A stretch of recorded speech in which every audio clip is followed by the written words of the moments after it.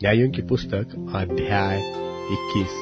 न्यायों की पुस्तक अध्याय 21। इस्राएली पुरुषों ने तो मिस्पा में शपथ खाकर कहा था कि हमसे कोई अपनी बेटी किसी बिन्यामीनी को न ब्याह देगा। वे बेतेल को जाकर सांझ तक परमेश्वर के सामने बैठे रहे और फूट फूट कर बहुत रोते रहे और कहते थे, हे इस्राएल के परमेश्वर यहोवा, इस्राएल में ऐसा क्यों होने पाया कि आज इस्राएल में एक गोत्र की घटी हुई है।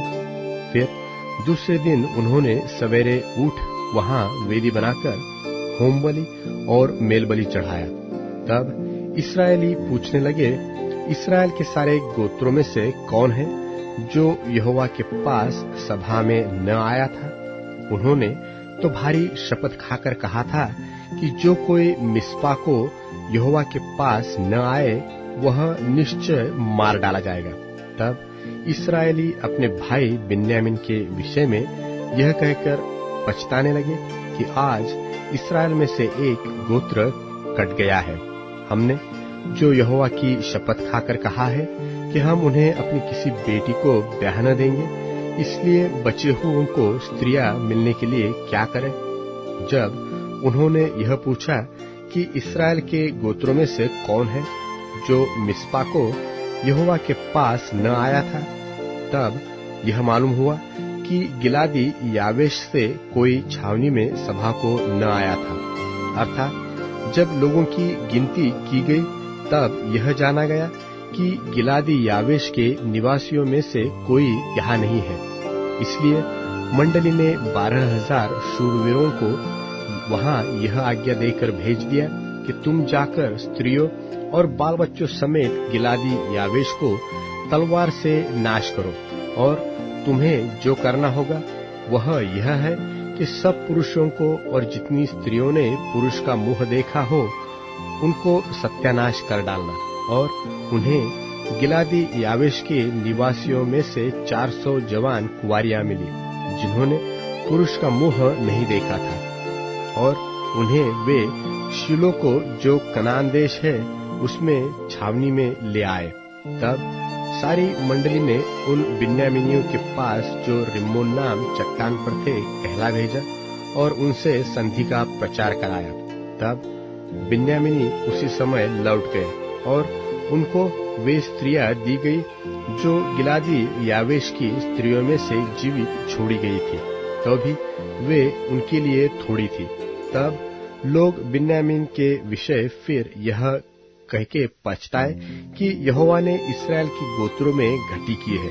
तब मंडली के वृद्ध गोत्रों ने कहा कि बिन्यामीनी स्त्रियां जो नाश हुई है, तो बचे हुए पुरुषों के लिए स्त्री पाने का हम क्या उपाय करें? फिर उन्होंने कहा, बचे हुए बिन्यामीनियों के लिए कोई भाग चाहिए। ऐसा न हो कि इस्राएल में से एक गोत्र मिट जाए, परंतु हम तो अपनी किसी बेटी को उन्हें ब्याह नहीं दे सकते, क्योंकि इस्राएलियों ने यह कहकर शपथ खाई थी कि शापित हो वह जो किसी बिन्यामीनी को अपनी लड़की ब्याह दे। फिर उन्होंने कहा, सुनो, शीलो जो बेतेल की उत्तर ओर और उस सड़क की पूर्व ओर है जो बेतेल से शकेन को चली गई है और लबोन की दक्षिण ओर है, उसमें प्रतिवर्ष यहोवा का एक पर्व माना जाता है।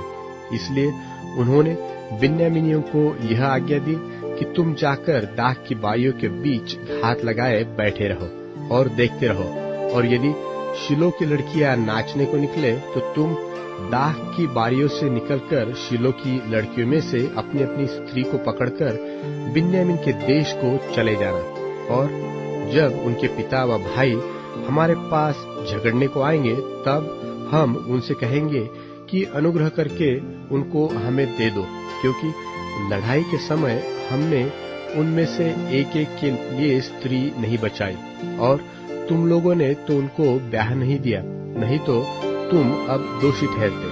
तब बिन्यामीनियों ने ऐसा ही किया, अर्थात उन्होंने अपनी गिनती के अनुसार उन नाचने वालियों में से पकड़कर स्त्रियां ले ली।